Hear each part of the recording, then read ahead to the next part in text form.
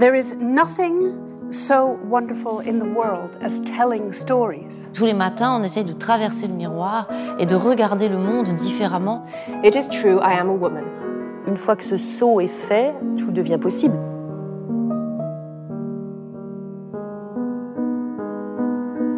Bonjour, je suis Charlotte Casiraghi. Bienvenue dans le podcast des rendez-vous littéraires Rue Cambon. Partons à la rencontre d'écrivaines qui viennent d'accomplir leur premier pas, le plus décisif, le plus difficile, dans le monde de la littérature.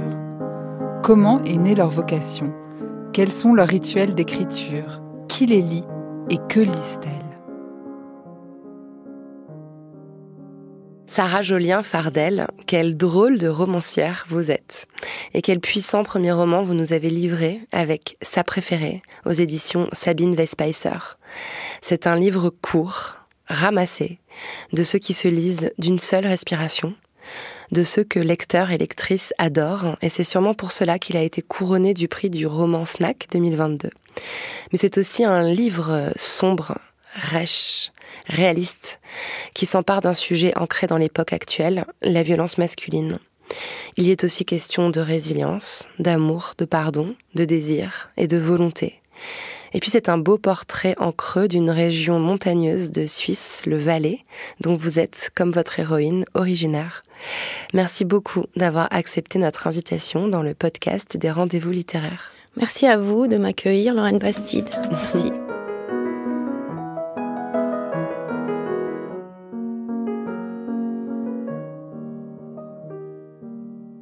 Alors Sarah, vous avez publié votre premier roman à 51 ans. Mais c'est un roman si réussi, si mûr qu'on a du mal à l'envisager comme une entrée en écriture. Et de fait, vous écrivez depuis longtemps puisque vous êtes journaliste. Vous lisez beaucoup aussi. Comment s'est faite votre rencontre avec l'écriture ? Eh bien, presque en même temps que la lecture. C'est-à-dire qu'à partir du moment où j'ai su lire, je n'ai plus arrêté de lire. Et très vite, j'ai voulu écrire. D'ailleurs, le premier chapitre, il y a cette histoire où l'héroïne dessine un tigre, elle raconte une histoire. En fait, ça, c'est vraiment la première histoire que j'ai amenée pour de vrai à l'école.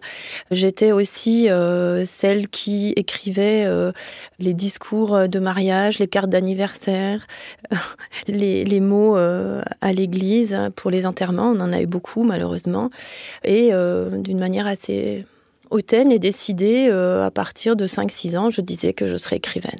D'accord, donc vous étiez un peu l'écrivaine publique de votre famille et de votre entourage, c'est intéressant. C'est ça, oui. Et effectivement, je voulais qu'on parle de cette scène où l'enfant, donc Jeanne, votre héroïne, quand elle est enfant, bricole de petites histoires et de petits livres, et c'est plus qu'un simple dessin de tigre, il y a vraiment le plaisir de plier les pages, de les relier pour que ça forme un livre.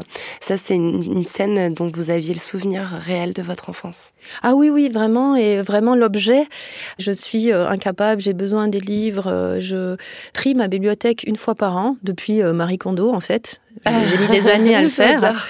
Et du coup, une fois par an, je retrie ma bibliothèque par ordre alphabétique et je les amène chez Emmaüs où maintenant, en fait, je les donne. Je suis bénévole dans un foyer pour femmes battues depuis 2019, donc j'amène mes bouquins que je trie. Et il m'est arrivé, au grand désespoir de mon mari, de retourner chez Emmaüs les acheter. Ceux que j'avais amenés une semaine plus tôt, parce qu'en fait, d'imaginer que ces livres n'étaient pas là dans les chroniques de San Francisco, j'avais toute la collection, enfin voilà, je suis retournée les racheter, quoi. Ah, c'est marrant. Il y a un attachement très fort, en fait, à l'objet livre et au papier. Et ça peut être une raison de dispute avec des amis si on ne me les rend pas. En plus, les livres, on oublie toujours à qui on les a prêtés. Ouais, c'est terrible. Oui. Vous venez de faire allusion aux chroniques de San Francisco et je voulais vous poser maintenant quels étaient les auteurs ou autrices qui vous avaient inspiré. Alors, il y a Paul Auster qui est cité abondamment dans Sa préférée. Mais ce que j'ai trouvé rafraîchissant, c'est que vous faisiez aussi allusion à la littérature populaire, sentimentale, aux romans harlequins, qui sont des moyens d'évasion de la mère de Jeanne, votre héroïne, et aussi les premiers contacts de cet enfant avec le livre, avec même la littérature. Est-ce que c'était volontaire de votre part de faire rentrer cette littérature de gare dans votre premier roman ? En fait, je me suis vraiment plongée ancré. Ce n'est pas une autobiographie, vraiment, je n'ai de cesse de dire ça, mon père, le pauvre. Mais par contre, c'est complètement ancré dans le réel. Et donc, je me suis vraiment plongée dans mes souvenirs. Et moi, je viens d'un petit village. Il n'y avait pas de librairie. On avait ce bouquiniste. À l'époque, il n'y avait pas de livre pour jeunes. C'était vraiment, on avait des bouquins de gamins et très vite, on passait à la littérature pour adultes. Et j'ai vraiment une scène avec ma grand-mère où j'ai demandé à avoir un livre pour adultes et ma mère ne voulait pas me donner elle voulait me donner quelque chose un peu, une buette, très fleur bleue. Donc en une journée, je l'avais lu. Elle ne croyait pas que je lisais aussi vite. J'ai raconté l'histoire et surtout, je lui ai rendu le livre en lui disant « plus jamais ». C'est fini. Et j'ai vraiment dû me battre pour lire certains livres, dont moi, Christiane F., droguée, prostituée, ce qui a été vraiment un livre incroyable pour moi. C'est comme Paul Auster. En fait, Paul Auster, ça a été un choc. J'étais dans un train et je sortais avec un garçon qui avait acheté la trilogie new-yorkaise. Je peux même pas dire ce que j'ai éprouvé en lisant la trilogie new-yorkaise. Et depuis, j'ai acheté tous les livres de Paul Auster. Il y a un petit fétichisme quand même de l'objet livre chez vous, voilà. C'est intéressant. Oui, c'est vrai. Donc effectivement, j'ai mis certaines petites lectures qui m'ont plu et presque de manière, vous avez raison, presque volontaire. J'ai fait exprès de ne pas mettre... je sais pas, moi, Emma Bovary, que je n'aime pas et que je veux relire. Enfin voilà, tous ces grands classiques ou quelques philosophes qu'on lisait à l'adolescence en pensant qu'on était très, très intelligente. Mais moi, ça m'a plu parce que je pense que quand on vient pas d'une famille très lettrée ou très bourgeoise, où il y a des bibliothèques très fournies, on s'éduque à la littérature de la même façon. Moi, je me rappelle que Paul Auster, c'est pareil, quand j'avais 19-20 ans, ça traînait dans la bibliothèque de mon père et c'est aussi un des premiers romans que j'ai lus et ça m'a impacté. Ça parlait aussi d'un monde... l'Amérique, qui faisait rêver, etc. Donc, moi, je me suis identifiée beaucoup à ça et aussi à cette littérature que beaucoup de femmes lisent par envie de se divertir, la littérature sentimentale, romantique. Il n'y a pas de raison de la mépriser. Oui, quoi. C'est vrai. Donc, merci pour ce geste. Qu'est-ce qui a fait qu'un beau jour, vous êtes enfermée seule pour écrire ce livre-là ? Est-ce qu'il y a eu un déclencheur ? Oui, il y a eu plusieurs étapes, en fait. Donc, j'ai toujours voulu écrire. Donc, j'ai beaucoup écrit des poèmes quand j'étais ado, des trucs, enfin voilà. Ensuite, j'ai écrit des nouvelles, j'ai écrit plusieurs histoires. J'ai écrit un autre roman qui était complètement terminé, qui s'appelle Les Figuiers. Et ça ne tenait jamais. Et en fait, en 2016, pendant l'hiver, je marchais et je me suis, comme ça, toute seule dans ma tête, je me suis dit, qu'est-ce qui serait... Si tu devais mourir, enfin, la mort est une de mes obsessions, il y en a dans le livre, mais pour de vrai, c'est vraiment une obsession personnelle et quotidienne. Et je me suis dit, et si tu mourais qu'est-ce qui serait le plus horrible que tu n'aies pas fait ? Et alors que j'ai 2 fils, plein de choses, je sais pas, la réponse a été de ne pas publier de livre. C'était pas de ne pas écrire puisque j'écris. Et en janvier, j'ai commencé ce livre. Voilà, c'était vraiment, si je devais mourir et que je n'aurais pas un livre publié, c'était vraiment insupportable. Et c'était ce livre-là, cette histoire-là, qui allait devenir votre livre publié. Comme je l'ai dit, ce n'est pas du tout mon histoire, mais il se trouve qu'autour de moi, il y avait vraiment beaucoup de violence dans la famille, plus ou moins éloignée. Et surtout, j'étais très, très, très, très en colère parce que dans les années 70, dans un village de montagne, être une femme ou être une enfant, être une fille, de fait, c'était difficile, c'était injuste et c'était violent. Pour info, vous qui êtes française, peut-être que vous ne le savez pas, mais le droit de vote des femmes en Suisse est né l'année de ma naissance. Ouais. En 71. Ouais. Et c'était des révoltes ça m'a habité et ça m'a jamais quitté. Peut-être que c'est un peu le récit de votre vocation de journaliste aussi qui est en train de naître à ce moment-là. Qui sait ? Oui, peut-être. Ouais. Ma grand-mère rêvait d'être journaliste en fait, et voilà, ça a été cette colère aujourd'hui qu'on a pu beaucoup me reprocher. Cette insoumission, en fait, je trouve que, aujourd'hui à 51 ans, je peux dire qu'elle était vitale et nécessaire.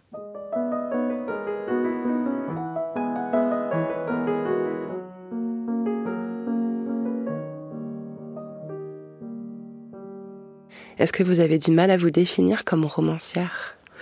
Complètement. Je refuse qu'on dise que je suis écrivaine. Mais quand j'en aurais écrit plusieurs, éventuellement, donc auteur, ça va. Auteur, parce qu'on peut écrire des livres de cuisine, de yoga. Ouais, d'accord. Non, Okay. J'ai un peu de peine. J'ai vraiment trop d'admiration et trop de respect pour les écrivaines et écrivains. Non, j'arrive pas. Vous vous rappelez de l'émotion que vous avez ressentie quand vous avez eu ce livre, l'objet lui-même, relié entre vos mains la première fois ? En fait, si vous voulez, ça a été tellement long pour l'avoir. Voilà, moi je l'ai écrit en 2017, le livre. Je l'ai terminé fin 2017, donc j'ai même pas prêté garde à MeToo. Et en 2018, je l'ai envoyé dans une maison d'édition. J'avais un nom, parce qu'il faut un nom sur une enveloppe quand vous êtes une inconnue, suissesse, pas toute jeune, enfin voilà quoi. Et j'ai été convoquée très vite, au comité de lecture, ça avait passé, c'était vraiment une grande maison, et on m'a convoquée, on m'a fait plein de promesses. Et la personne qui avait reçu le livre avait donné sa démission, donc mon livre a été enterré, j'avais perdu 1 an. Aïe, aïe, aïe. Donc après, je l'ai beaucoup retravaillé, toute seule, à 2 reprises, enfermée, 5 jours non-stop.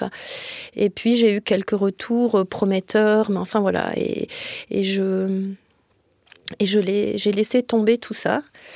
Et l'année dernière, en octobre, j'étais tellement désespérée parce que je trouvais qu'il y avait quand même quelque chose qui tenait dans ce livre, même si je ne dis pas que c'est le roman du siècle et qu'il est extraordinaire, mais enfin, je trouvais que pour une fois, de tout ce que j'avais écrit, ça tenait, quoi. Il y avait quelque chose.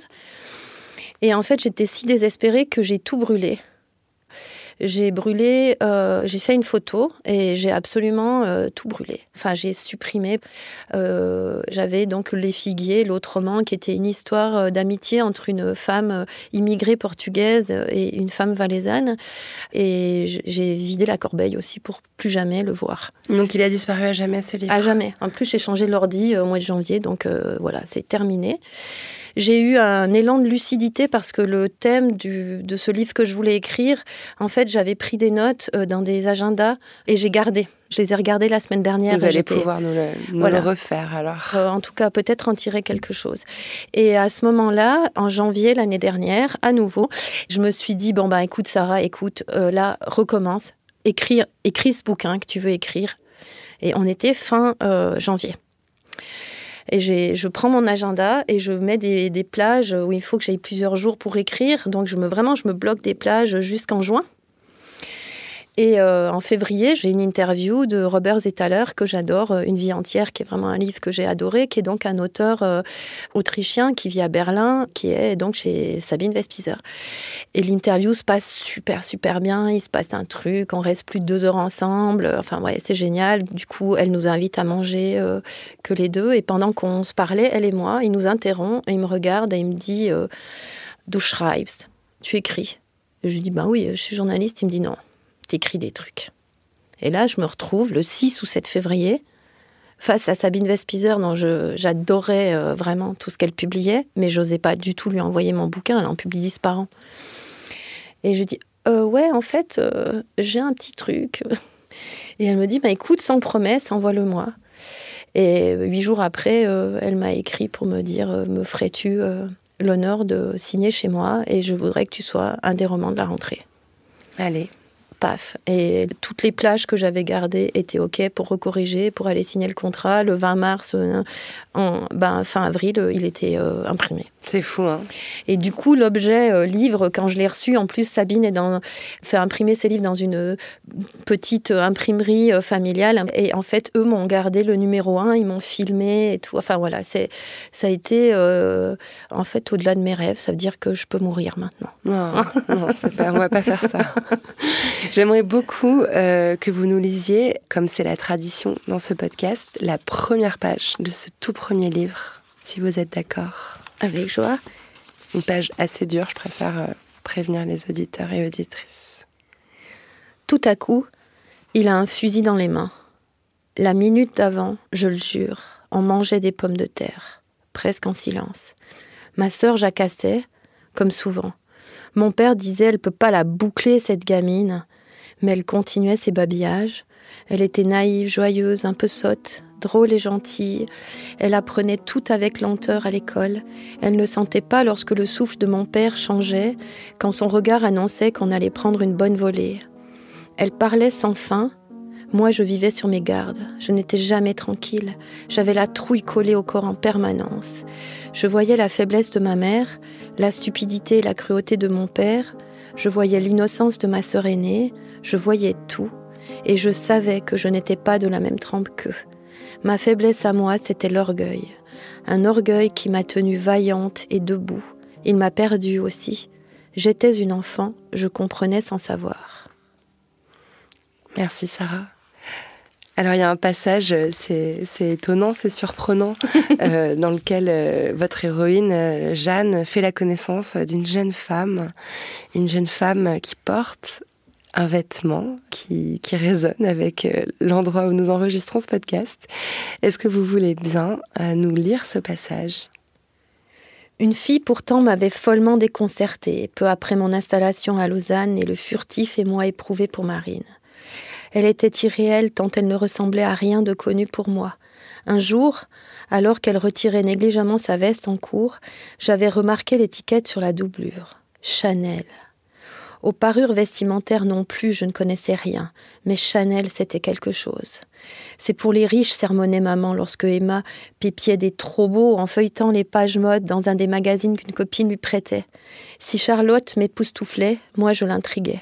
Ça, je l'ai senti tout de suite. Elle avait des manières, elle modulait la voix, elle riait en renversant la tête.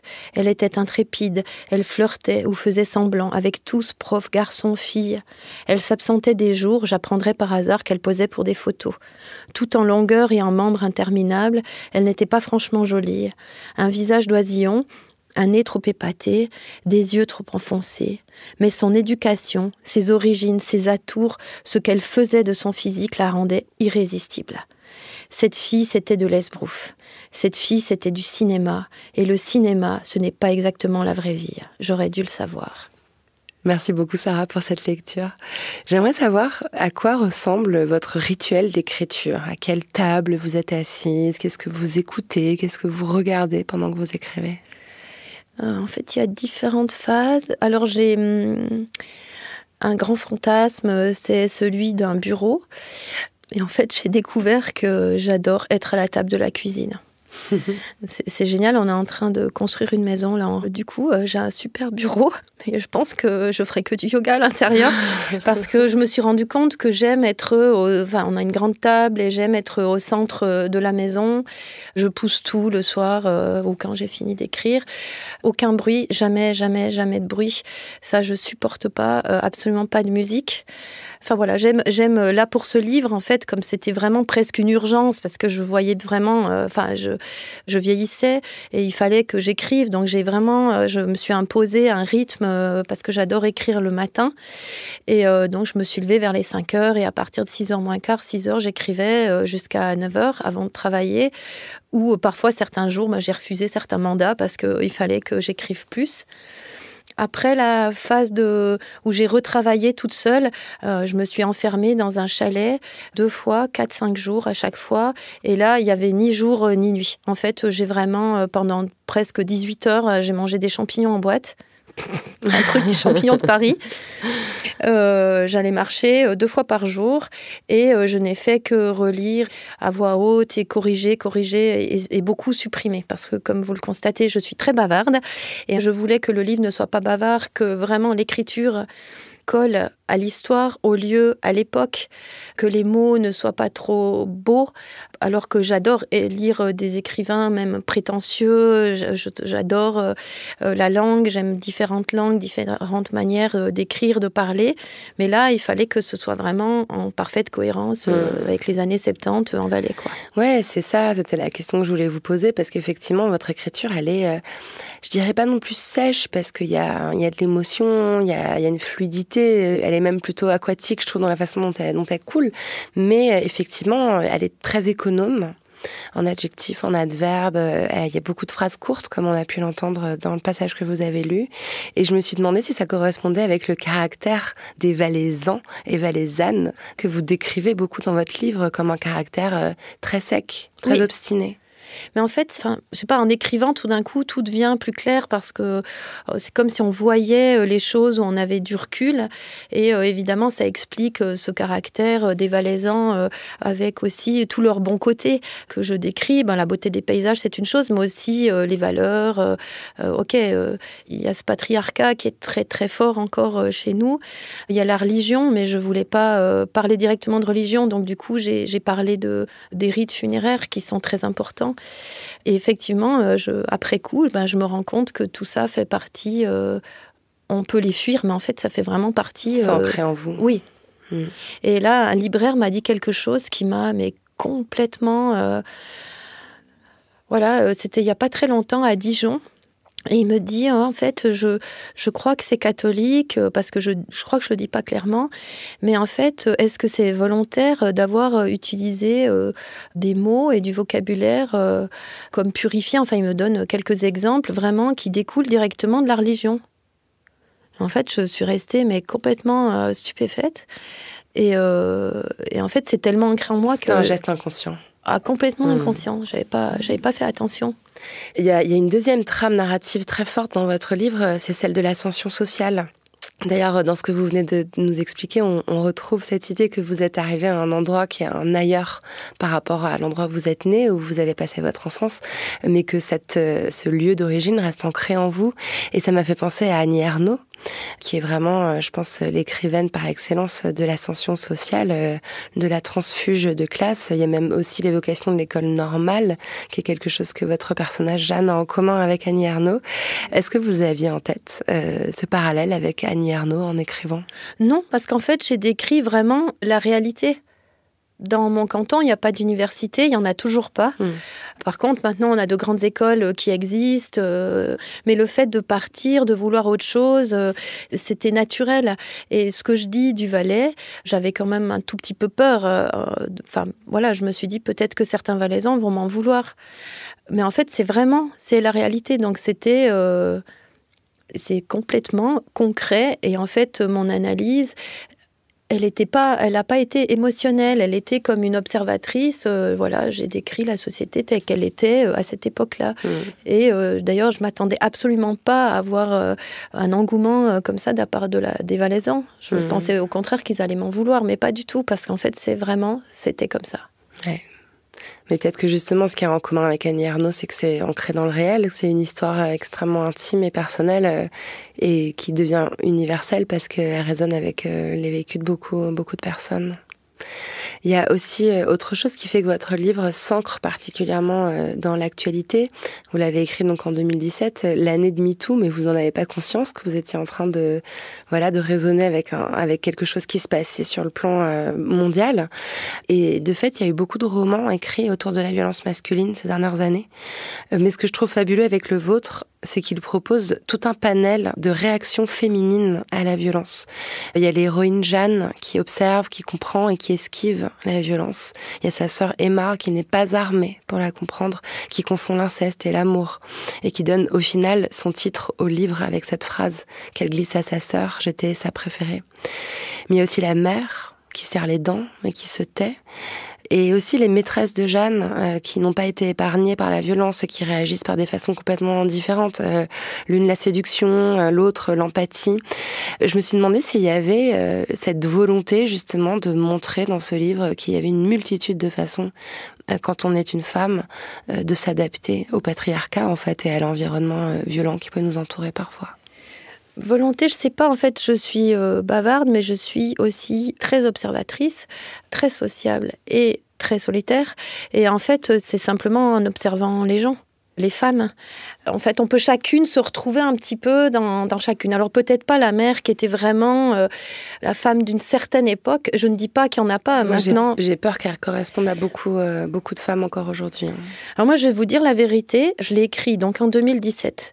En 2019, je suis devenue bénévole une fois par semaine. Donc, je travaille comme bénévole dans un foyer qui accueille les femmes battues. On les accueille et elles peuvent se reposer là et ensuite, il y a des décisions qui se prennent et la plupart du temps, elles retournent chez elles. je me suis dit que ce livre était complètement démodé. Non, mais je sais, j'ai honte de le dire, mais je pensais que la parole était libérée. Ça y est, c'est fini. Voilà. Les femmes Après, ont toutes échappé. Oui, en fait, c'est bon, on a pu s'exprimer, mais il y a une chose qui m'a bouleversée comme retour de lecteur, vraiment. En fait, le premier retour que j'ai eu dans un salon, c'était le premier retour qui n'était ni un libraire, ou une libraire, ni une journaliste, ni la famille, quoi. Et c'est un homme qui arrive vers moi d'une 70aine d'années et qui, très chic, vraiment, cheveux de riche, blanc, enfin, vraiment l'anglais à la campagne. Mais là, les rives du Léman, voilà, assez Bourges. Et qui dit, j'ai lu dans le temps l'article, j'ai acheté votre livre. Et là, je me suis dit, mais je veux me prendre. Mais il volait, quoi, Et là, le temps que je lève les yeux, il était en larmes. Il était avec sa femme. Et je reste comme ça. Et il me dit, en fait, il me raconte toute son histoire, d'où il venait, du Valais. Et il me dit, voilà, ça fait 52 ans qu'on est mariés. Et je n'ai jamais dit à ma femme ce que j'avais vécu. C'était un peu plus que des violences physiques. Et grâce à votre livre, j'ai pu en parler. Et en fait, ce week-end-là, j'ai eu, mais à chaque fois, j'ai des frissons, des hommes. Et depuis, j'ai autant d'hommes qui viennent me parler et me dire, en fait, enfant, j'ai subi ça, mais je n'ose pas parler parce que pour eux, c'est encore plus difficile de le dire. Bien sûr. Mais oui, effectivement, je pensais qu'on en avait fini avec toute cette histoire.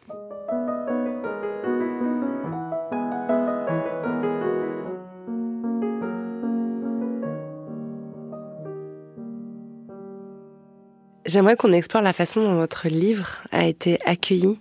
Et dans votre cas, il a été acclamé. Vous avez reçu donc le prix du roman Fnac 2022. Vous avez aussi été sélectionné pour le Goncourt. C'est quand même assez fou pour un premier roman.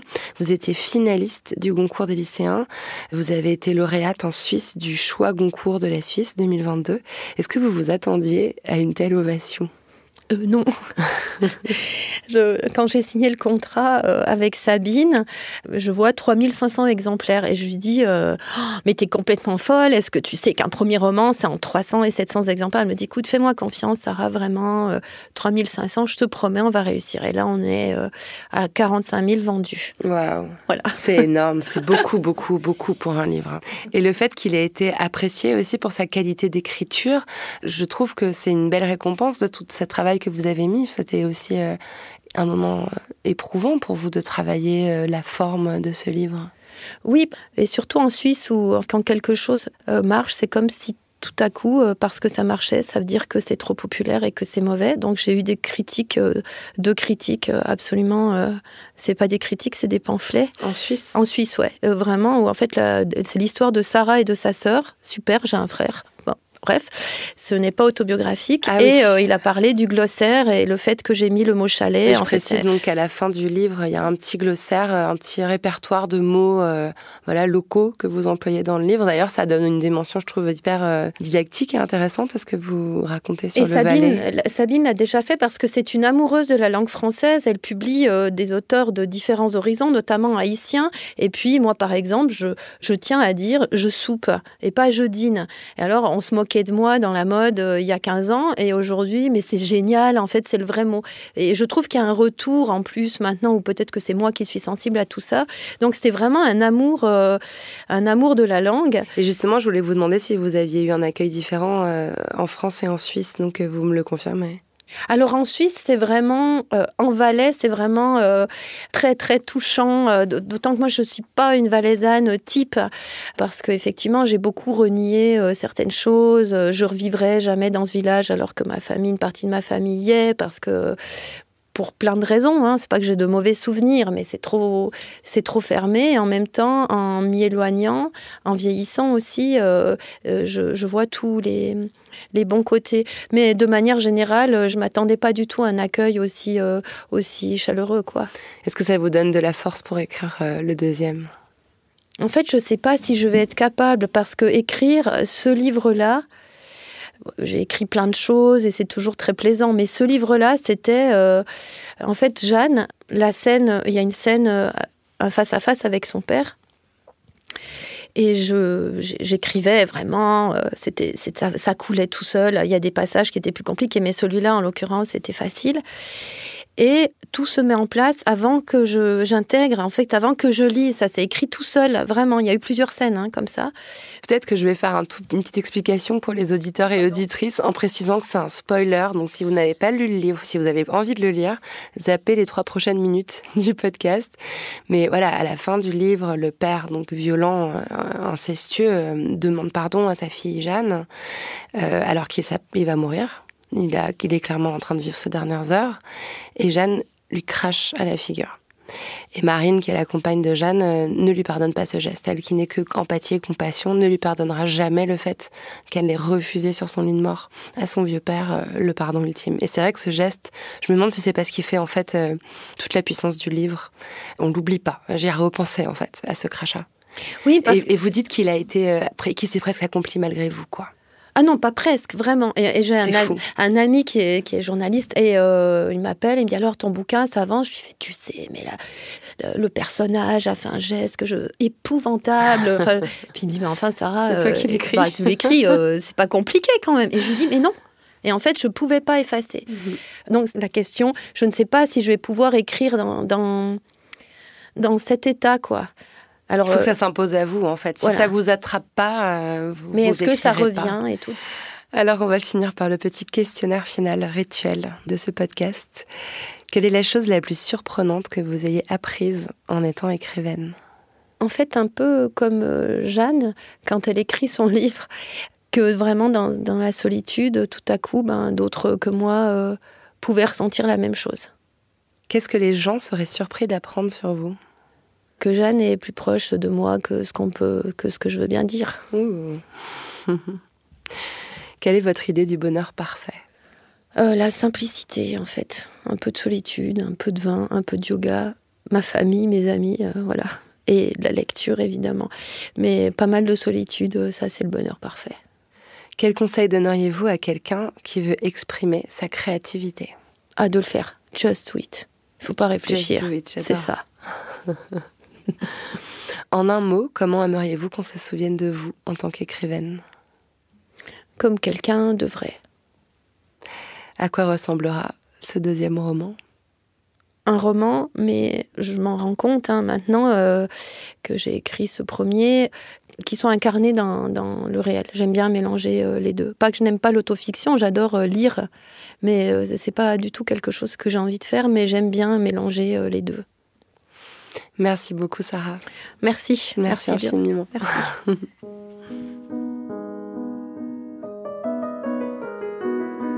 Merci d'avoir écouté cet épisode des Rendez-vous littéraires Rue Cambon en podcast. Pour prolonger l'univers de l'autrice, vous trouverez des images et des références sur le site de Chanel. À bientôt.